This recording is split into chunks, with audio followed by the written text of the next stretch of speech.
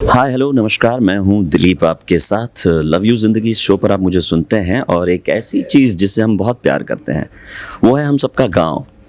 एक बहुत ही अलग विषय को लेकर ये फिल्म आ रही है, मेरे देश की धरती, और इसी के बारे में बात करने के लिए अनंत विधात जी हमारे साथ हैं और इनामुल हक साहब हमारे साथ हैं। So welcome.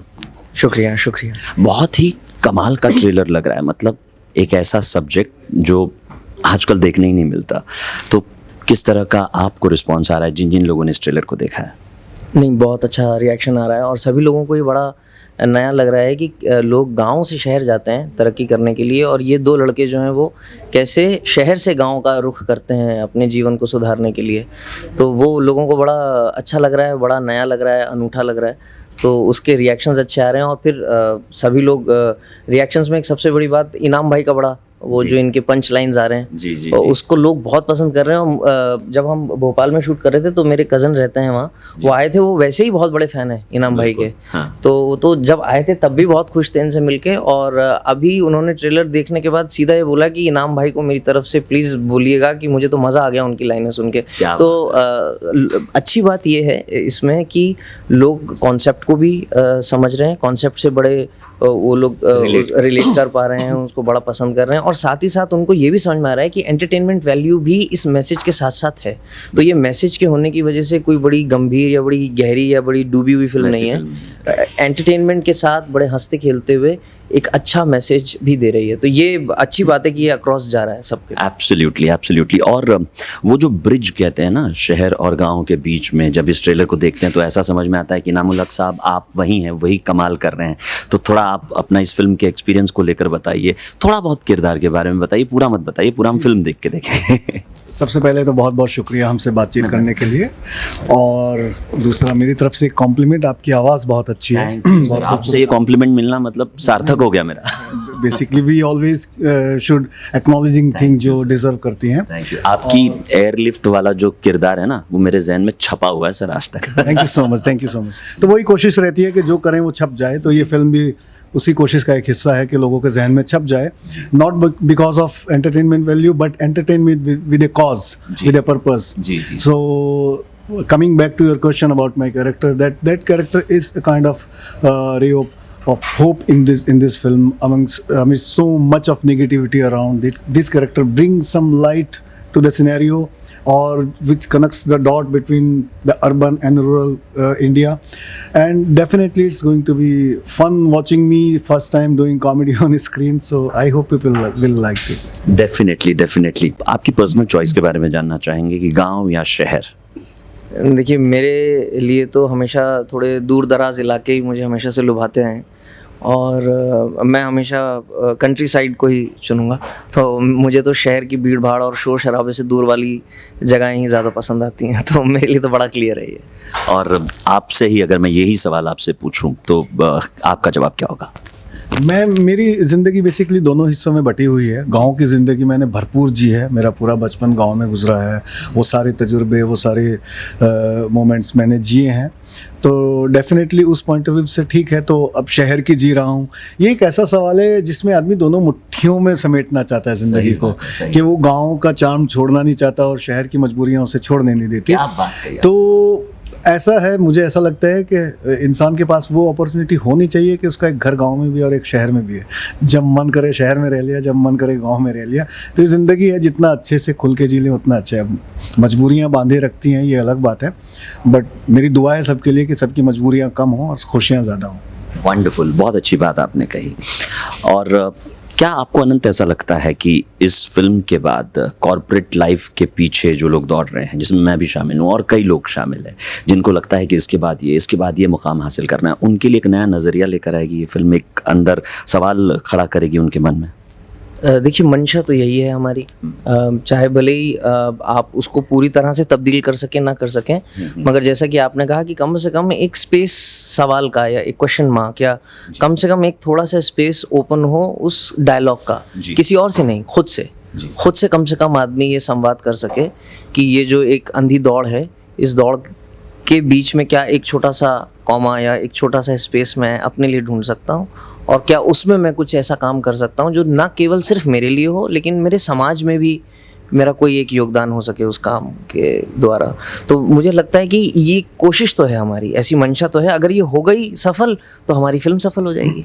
ट्रेलर देखने के बाद तो बिल्कुल उसी राह पे जाती हुई लग रही है फिल्म, और उम्मीद ये करते हैं कि ऐसा ही हो। और एक बहुत ही अच्छा विषय है जो इस फिल्म के जरिए लिया जा रहा है। सर, आप बहुत हंसा रहे हैं फिल्म में, और जैसा आनंद जी ने भी बताया कि बहुत कमाल के रिएक्शंस आ रहे हैं सिर्फ ट्रेलर देखने के बाद। तो ओवरऑल अनुभव कैसा रहा आपका इस फिल्म के दौरान, और एक जो अलग किस्म का किरदार आप प्ले कर रहे हैं? मेरे लिए कोई भी फिल्म करना एक नई ज़िंदगी जीने जैसा होता है, और इस मामले में हम एक्टर लोग बहुत ही खुशनसीब हैं कि हमको एक ही ज़िंदगी में कई ज़िंदगियाँ जीने के मौके मिलते हैं। कि मैं अगर डॉक्टर का रोल कर रहा हूँ तो मैं उस पर्टिकुलर मोमेंट के लिए, भले ही वो 10 दिन है, 15 दिन है, 1 महीना है, 40 दिन है, तो उन दिनों के लिए मैं एक डॉक्टर की ज़िंदगी जी रहा हूँ, या मैं जो भी मैं कैरेक्टर कर रहा हूँ। So we are blessed that way कि हमको अलग अलग ज़िंदगियाँ जीने का मौका मिला। रही बात सेट पे, तो ये कैरेक्टर थोड़ा सा मतलब मेरी पर्सनैलिटी के नज़दीक है, जितना मैं थोड़ा सा सेंस ऑफ ह्यूमर और वो सब मस्ती, ये सब light, living the life on A lighter note, तो मेरी ज़िंदगी के नज़दीक रहा। तो रायता फैलता रहता था, ये लोग बेचारे समेटते रहते थे। कई बार इनका कुछ सीरियस मैटर होता था, मेरे कैरेक्टर की डिमांड वही थी कि वो कुछ ना कुछ रायता फैलाते रहे। So I enjoyed a lot, and even they also enjoyed be despite being pain in the head. So but I am glad that I got to work with such nice human beings. Great. आपका जो किरदार आप on screen play कर रहे हैं अनंत, उसके साथ आप कितना रिलेट करते हैं रियल लाइफ में? देखिए, किसी भी किरदार में ये 2 चीज़ें होनी बड़ी ज़रूरी हैं। एक, कुछ उसके ऐसे अंश होने चाहिए जिससे आप रिलेट कर सकें, और कुछ ऐसे अंश जिसको कि आप एस्पायर कर सकें, जिसके प्रति आपको ये हो कि मुझे ऐसा करना है, या काश ऐसी एक चीज़ मेरे में होती। समीर में ये दोनों ही चीज़ें थी। एक चीज़ तो ये कि क्योंकि ये अभी युवा हैं जो कि स्ट्रगल कर रहे हैं अपने आप को प्रूव करने की, एक इनमें बहुत ऐसी लालसा है, तो उससे तो हम सब लोग रिलेट करते ही हैं, क्योंकि हम सब चाहते हैं कि हमारे काम को सराहा जाए, हमें प्रमोशन मिले। अपने अपने खेमों में सभी की ऐसी मंशा रहती है। इसमें कुछ ऐसी चीज़ें थी, ये थोड़ा सा दकियानूसीपन भी आ जाता है आप में। आप अपनी जन्मपत्री दिखाने लगते हैं, आप अंगूठियां पहनने लगते हैं, क्योंकि आपको सक्सेस इतनी चाहिए होती है कि आप फिर उन चीज़ों पे जाने लगते हैं कि अच्छा आज पीले रंग की शर्ट पहन के जाता हूँ क्योंकि उन्होंने कहा है आज। तो ये बेचारा वो भी ट्राई कर रहा है, अपने मेहनत के साथ साथ ये बेचारा ये भी सब ट्राई कर रहा है। मगर कमाल की चीज़ जहाँ मुझे बहुत मज़ा आया इस किरदार का, वो ये था कि जब वो एक पैराडाइम शिफ्ट होता है, जब इनके जीवन में वो परिवर्तन आता है, तो समीर की जो स्ट्रेंथ है वो ये है कि वो तुरंत रिएक्ट नहीं करता किसी भी चीज़ पे। अच्छा। उस चीज़, क्योंकि हार्ड वर्किंग है, इंटेलिजेंट है, इंजीनियर है, लॉजिकल और एनालिटिकल माइंड है, तो समीर उस क्राइसिस को भी देख के एक बार के लिए उस क्राइसिस को एसिमुलेट करता है, अपने अंदर उसको पहले समाने देता है। उसके बाद वो करेक्ट स्टेप्स क्या होंगे, क्या होना चाहिए इन इफेक्ट, ना कि सिर्फ ये कि एकदम से रिएक्ट कर दिया इंस्टिंक्टिवली, तो वो चीज़ समीर की बहुत कमाल की है। और उसके चलते किस तरह से इसका इंटेलिजेंस, इसका हार्ड वर्क गाँव वालों के काम आता है। मगर इनको तो लग रहा है इन दोनों लड़कों को कि हम गांव वालों के काम आ रहे हैं, लेकिन कैसे ये गांव और ये गांव वाले इन लड़कों के जीवन में जो मायूसी आ गई थी वो ख़त्म कर देता है, और इन लोगों को अपना वो एम मिल जाता है जो इन्होंने सोचा भी नहीं होता। तो ये जर्नी बड़ी कमाल थी समीर की। वंडरफुल। सुनकर ही इमेजिन कर सकते हैं कि बहुत इंटरेस्टिंग कैरेक्टर आपने ऑन स्क्रीन प्ले किया है, और फिल्म भी अपने आप में बहुत इंटरेस्टिंग लग रही है। इनाम भाई, आपसे जानना चाहूँगा कि गांव की कौन कौन सी चीज़ें हैं जो बहुत मिस करते हैं आप? एक आध दो कोई ऐसी चीज़ जो आपको याद आती है कि यार काश ये करने मिल जाता? गांव की जो सबसे बड़ी चीज़ मैं मिस करता हूँ, ज़मीन। हम यहाँ शहरों के दड़बों में बालकनी में जब बैठे होते हैं, और वो मतलब मेरा हमेशा से ऐसा रहा है कि सब अभी भी लगता है कि छोड़ छाड़ के बैठे हैं। आंगन वाला घर जो होता है, वो आंगन वाला जो घर है वो एक बहुत बड़ी चीज़ है जो हम पीछे छोड़ आए हैं। और हम जितने भी लोग हैं वो किसी भी मजबूरी से, हम इतना बड़ा स्पेस जितने में हमारी भैंसें बनती हैं उससे कम स्पेस में हम अपनी ज़िंदगी समेट के बैठे हैं। So this is kind of unfortunate also, but this is destiny, this is how it is. हम उसको रो नहीं सकते बैठ के, बट क्योंकि आपका सवाल है मिस करते हैं, तो मैं वो चारपाई पे लेटना पेड़ के नीचे, और गर्मी में जब छत पे पंखा झलते हुए रात गुजारना, भले वो कुछ भी था, तो बहुत सारी चीज़ें मतलब। और ये कोई मैं नई चीज़ नहीं कह रहा हूँ, मैक्सिमम लोग जो गांव से ज़िंदगी गुजार के आज शहरों में रह रहे हैं और जिन्होंने ये छोटी छोटी चीज़ें एक्सपीरियंस की हैं वो डेफिनेटली इनको मिस करते नहीं, हैं। गांव का तो मैं भी नहीं हूँ, मगर जो एक छोटे शहर कोटा में था तो आगे भी गार्डन था, घर के पीछे भी गार्डन था, और अब मुझे लगता है आंगन तो एक ऐसी चीज है वो मुझे लगता है सभी मिस करते आपके हो। पैर जमीन से जुड़े रहने बहुत जरूरी है ना, यहाँ पे पैर ही नहीं जमीन पे, करेक्ट। तो और मतलब इससे बड़ी आयरनी क्या होगी कि आप जमीन पे ही नहीं हो, फिर आप मेंटली जब जमीन पे नहीं रहते वहां से प्रॉब्लम होता है। So you have to be grounded, भले ही आप रियल सेंस में ग्राउंड पे नहीं है, तो वो कोशिश रहती है कि ग्राउंडेड बने रहें। बिल्कुल सही बात है। किसानों के कई मुद्दे हैं, लेकिन मुझे नहीं लगता कि आम आदमी उस हर मुद्दे को समझ पाता है। आपको लगता है कि ऐसे कई मुद्दे इस फिल्म के जरिए लोगों तक पहुंचेंगे? देखिए, सिनेमा का एक पर्पस जो है वो बेसिक जो बन गया है बाय डिफ़ॉल्ट, वो एंटरटेनमेंट बन गया है, जिससे मैं कुछ हद तक एग्री नहीं करता हूँ, क्योंकि एंटरटेनमेंट हम जैसी कंट्री में इतना भरपूर है, हर कोने में, हर उसमें हम 1.5 GB डाटा नहीं खर्च कर पा रहे हैं, इतना एंटरटेनमेंट है। सच में वो बच जाता है कितना आपके हर कोने में एंटरटेनमेंट है। तो फिर भी मुझे समझ में नहीं आता क्यों है इतनी भूख एंटरटेनमेंट की। होगी, ठीक है, चलिए एग्री करते हैं, बट जब बात सिनेमा की आती है, सिनेमा के बारे में मेरी हमेशा से ये राय रही है कि it is the most powerful weapon which can change the destiny of any country and any system. So why not to use this power? Why to waste it like अरे चलो अपने पास कुछ पैसे आ गए हैं और चल 4 लोग इकट्ठे होते हैं, चलो फिल्म बनाते हैं, हो गया, नाच लिया, गा लिया, हो गया, खेल खत्म। कम ऑन यार, एक हथियार मिला है, इस्तेमाल कर लो। तो यही कोशिश है। किसानों की एक बहुत बड़े इशू को लेके हम लोगों ने खाली ज्ञान देने की कोशिश नहीं करी, इस वैल्यू को भी समेटा कि एंटरटेनमेंट इनको चाहिए, ये ले लो भाई, एंटरटेनमेंट के साथ ले लो, लेकिन एक बात कह रहे हैं उसको जाके समझ लो, क्योंकि वो एक सच में एक मुद्दा है जो कि एड्रेस किया जाना बहुत ज़रूरी है आज की डेट में। नहीं तो माइग्रेशन इस लेवल पे हो जाएगा कि गाँव खाली हो रहे हैं, शहर भरे जा रहे हैं और बहुत डिसबैलेंस हो जाएगा। कुदरत का नियम ही है बैलेंस, दिन के साथ रात, धूप के साथ छाँव, सुख के साथ दुख, हर चीज़ में अगर आप देखें, every single word in dictionary has opposite word. तो ये बैलेंस कुदरत ने बनाया, हम इंसान उस बैलेंस को रौंद रहे हैं, तो वो बैलेंस बचा रहे, यही कोशिश है। वंडरफुल। आपके अंदर एक लाइफ कोच भी छुपा हुआ है मुझे। अरे आपको तो अभी मालूम ही नहीं है, जो शूटिंग के दौरान हमें ये ज्ञान का स्रोत मिला है, इनसे एक झरना बहता रहता है ज्ञान का। और हाँ, उस पे बांध बनाना पड़ता है कई बार, आप समझ नहीं रहे हैं, तो वो भी है। लेकिन नहीं, ऑन अ सीरियस नोट, इनाम भाई का एक इंसाइट है हर चीज़ को लेके, और वो इंसाइट बड़ा कमाल का है। इनका दृष्टिकोण जो है वो बड़ा कमाल का है, और उसको सुनने में मज़ा भी आता है। और अच्छी बात ये कि ये ना केवल सिर्फ ये दृष्टिकोण रखते हैं, ये जिन शब्दों में उसको बयां करते हैं ना, ये उसको आर्टिकुलेट कर देते हैं। बहुत बढ़िया। तो वो बड़ा अच्छा लगता है। तो वो है, इनमें खूबी है। बस ये है कि मीठा मतलब ये कहना चाह रहे हैं कि मैं बातों की खाता हूँ। नहीं, बातों की खा रहे हैं, बस ये है कि मीठा ज्यादा हो जाए, बातों से जिंदगी बनाते हैं सर। अच्छा, गांव की बात हम कर रहे थे, तो अनंत आपके गांव के बारे में बताइए। देखिए, मैं कभी गांव में ऐसे रहा नहीं हूँ, मैं छोटे शहर में ज़रूर रहा हूँ।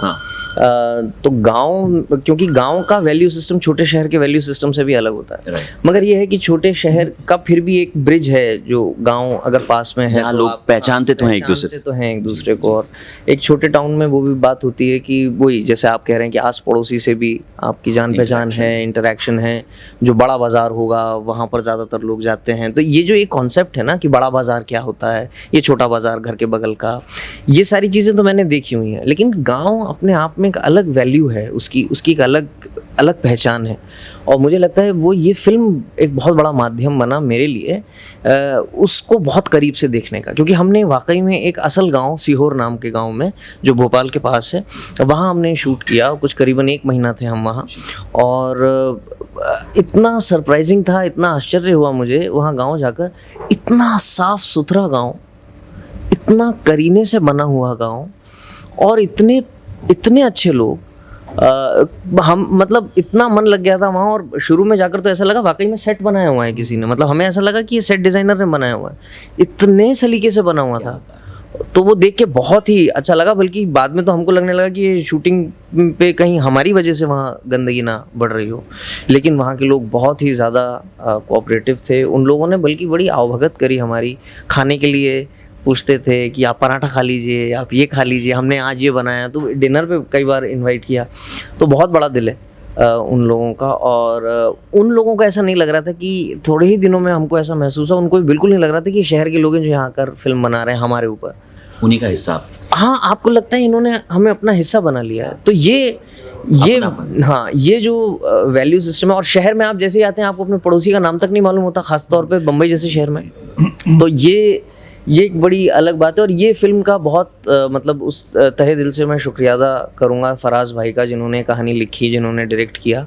कहानी बड़ी खूबसूरत लिखी है, क्योंकि ये सिर्फ किसानों की बात नहीं है, सिर्फ युवाओं की बात नहीं है। उन्होंने वो जो एक होप है ना, उम्मीद, कि आपको उम्मीद कभी नहीं हारनी है। आपको लग रहा है कि ये जीवन में जो आपके इस वक्त ये संघर्ष आ रहा है ये सबसे बड़ा है, लेकिन ये सिर्फ आपका दृष्टिकोण है। आप थोड़ा सा अपने कुएं से बाहर निकलेंगे तो आपको मालूम चलेगा दुनिया में और क्या क्या हो रहा है। तो जब आप अपने आप को किसी कॉज के साथ इंगेज करते हैं तो आपका मोटो भी क्लियर हो जाता है, आप में होप भी आ जाती है, हिम्मत भी आ जाती है, और आप फिर वो कर भी गुजरते हैं। तो ये बड़ी एक पॉजिटिव और बड़ी होपफुल फिल्म है। ज़रूर इसका स्टार्टिंग पॉइंट ज़रूर थोड़ा सा नेगेटिव है, लेकिन बात ही इसकी है कि नेगेटिव नहीं होना है। नेगेटिविटी के दर से आपको पॉजिटिव होकर निकलना है। तो वो बहुत कमाल की एक जर्नी रही है। तो मेरा तो गांव से, इस पूरे वैल्यू सिस्टम से जो भी राब्ता हुआ उसका पूरा शुक्रिया अदा इस फिल्म को और फराज भाई को जाता है। वंडरफुल, बहुत ही अच्छे उद्देश्य के साथ ये फिल्म बनी है, और उतना ही अच्छा, उतना ही शानदार इसको रिस्पांस भी मिलेगा, लोग अपनाएंगे, ये मेरी शुभकामनाएं आपके साथ है। थैंक यू सो मच आज बिग एफएम से बात करने के लिए। बहुत बहुत शुक्रिया। Thank you so much. Thank you so much. 92